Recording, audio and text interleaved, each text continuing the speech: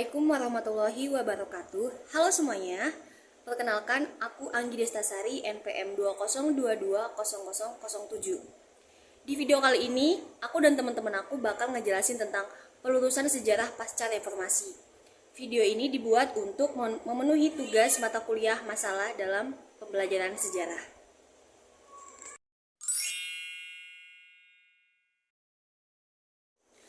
Pelurusan sejarah adalah upaya untuk menyelesaikan masalah-masa lalu bangsa yang menyangkut pengungkapan hal-hal yang tabu pada masa sebelumnya, contohnya seperti rehabilitasi nama baik PKI. Pelurusan sejarah dimulai oleh beberapa pihak yang melibatkan penegak hukum wacana pelurusan sejarah yang menganggap ada banyak sekali sejarah yang dibengkokkan pada masa pasca reformasi. Dalam pandangan Asfi Walman Adam, golongan yang tidak setuju tadi dapat dikategorikan menjadi 3. Pertama, yang memang orang awam yang tidak mengetahui apa arti atau makna dari pelurusan sejarah. Yang kedua, itu ada para sejarawan yang dulu terlibat dalam usaha untuk memanipulasi sejarah. Yang ketiga, itu adalah para sejarawan yang tidak terlibat, tetapi mereka menganggap istilah pelurusan sejarah itu tidak ilmiah. Tetapi, di lain pihak, ada beberapa sejarawan yang setuju dengan istilah pelurusan sejarah tersebut. Alasan mereka setuju adalah bahwa istilah tersebut harus diajukan untuk menyatakan bahwa pada masa lampau telah terjadi pembengkokan sejarah. Yang B, mengenai kondisi pada masa pelurusan sejarah. Kondisi itu terjadi sebagai implikasi bahwa ternyata menulis sejarah, terutama mengenai sejarah nasional ataupun sejarah kolektif, memiliki makna politis. Artinya bahwa berbagai klaim mengenai kedaulatan wilayah, legitimasi pemegang kekuasaan, status kepahlawanan nasional, siapa musuh, siapa korban, siapa pemberontak, peran atau nasib pengkhianat atau penjahat, siapa kaum elit atau kelompok tersisih menjadi bagian perdebatan penting bagi pelaku politik maupun sejarawan sejarah, dan klaim kebenaran akan masa lampau menjadi penting karena kesadaran sejarah memiliki fungsi untuk memperkokoh identitas nasional. Ketika proses pemulihan perusahaan sejarah ketika akhir pada masa Orde Baru juga dipengaruhi oleh terkait dengan pertumbuhan pengendalian ekonomi. Yang pertama, bahwasanya ketika pada waktu itu pertumbuhan ekonomi Indonesia yang sangat mengesankan dan konsisten. Kita tahu bahwasanya selama 30 tahun kepemimpinan Presiden Soeharto itu berhasil membawa Indonesia ke dalam pertumbuhan ekonomi rata-rata 7,5% per tahun. Panjang usia harapan meningkat tajam dari 56 tahun menjadi 56 tahun pada tahun 1996 menjadi 71 tahun pada tahun 1990. Kemudian proporsi penduduk yang masih hidup dalam kemiskinan menurun tajam dari 60% pada tahun 1966 menjadi 14% pada tahun 1990. Ini menandakan bahwasanya ekonomi Indonesia ketika pada saat itu berkembang pesat dan pada taraf yang konsisten. Ini menunjukkan bahwasanya keberhasilan ataupun faktor pendukung dalam perusahaan sejarah itu juga harus bisa dilihat dalam segi pandang yang lain. Dalam hal ini adalah segi pandang ekonomi. Yang kedua, mengenai pengembangan industri strategis Indonesia. Indonesia mampu mulai mengembangkan industri strategis seperti industri kedirgantaraan, PT PAL dan sebagainya. Ini menjadi indikator bahwasanya Indonesia akan secara perlahan-lahan bisa atau dalam suatu level nanti tertentu akan segera keluar dari ketergantungan dunia barat yang mana kita ketahui bersama. Dalam hal ini, pengadaan sarana-sarana tersebut khususnya alutsista selain menguntungkan industri barat juga menjadi sarana pengendalian negara-negara barat dalam mengukuhkan pengaruhnya di Indonesia. Dengan perkembangan industri yang sangat pesat ini menunjukkan bahwa Indonesia mampu untuk mencapai kemandirian bangsa dalam hal ini untuk mempengaruhi proses pelurusan sejarah ketika pada waktu itu. Yang ketiga adalah proyek mobil nasional versus prinsipal. Sebagai salah satu upaya melepaskan ketergantungan dari teknologi dan produk otomotif, Indonesia mulai melakukan pengembangan industri mobil nasional Kemopras melalui proyek Mobil Timor. Terkait dengan hal tersebut, untuk pengembangan mobil nasional, Presiden Soeharto mengemukakan bahwasanya alasan perusahaan tersebut untuk mendukung upaya dalam hal Indonesia memajukan industri mobil nasional ketika pada waktu itu.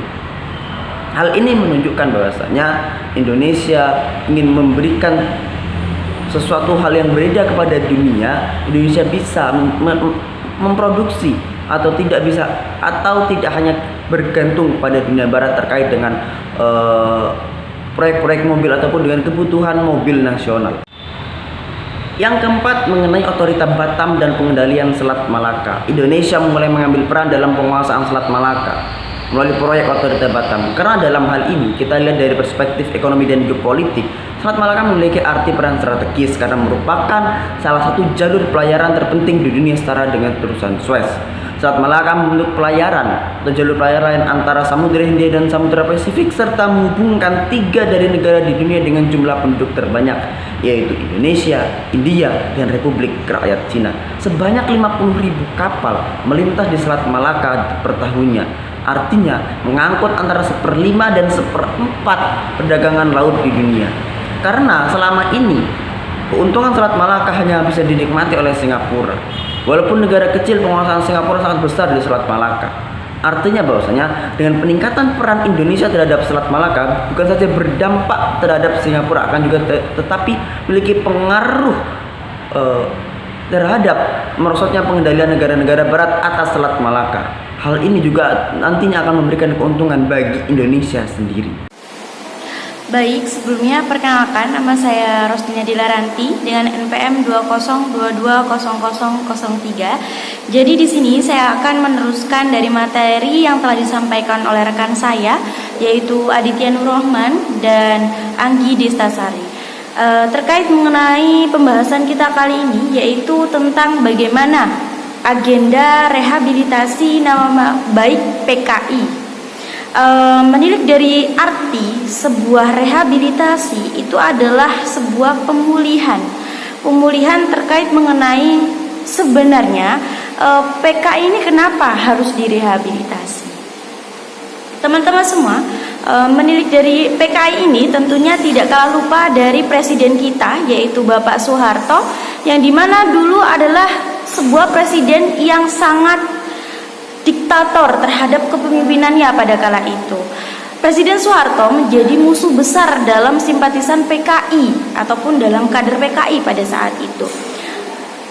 Bahkan pada tahun 1965, Presiden Soeharto menghentikan kudeta Madiun pada kala itu.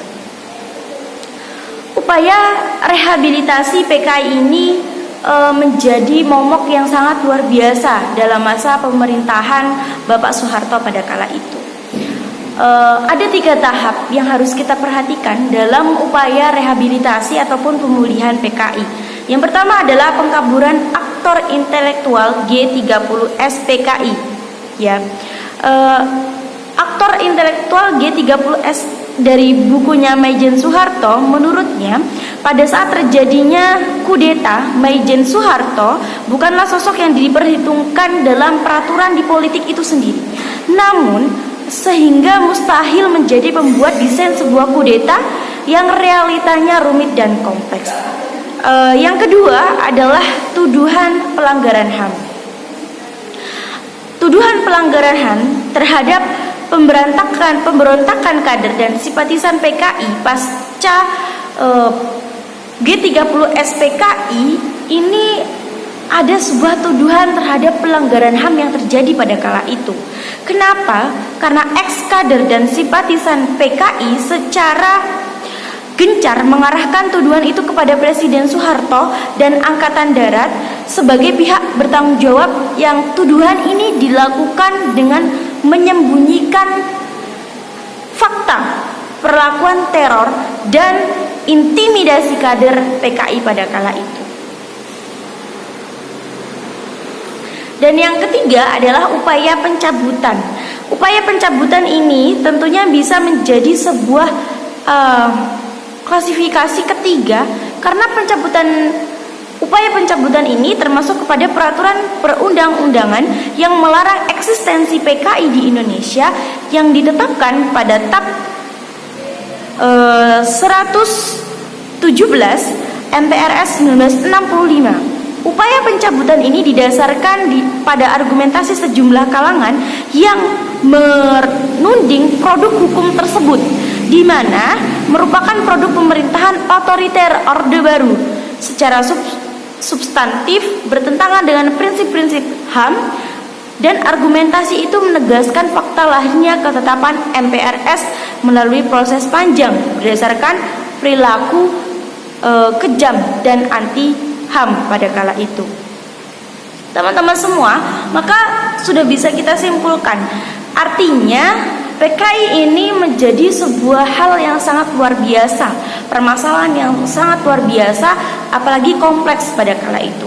Banyak terjadi sebuah intimidasi, otoriter, bahkan konfrontasi yang ada pada saat itu menjadi sebuah dampak yang sangat luar biasa bagi rakyat Indonesia. Maka dari itu, 3 upaya rehabilitasi yang dilakukan oleh PKI ini menjadi sebuah hal kemungkinan ataupun yang terjadi adalah PKI tidak seperti apa yang dibayangkan.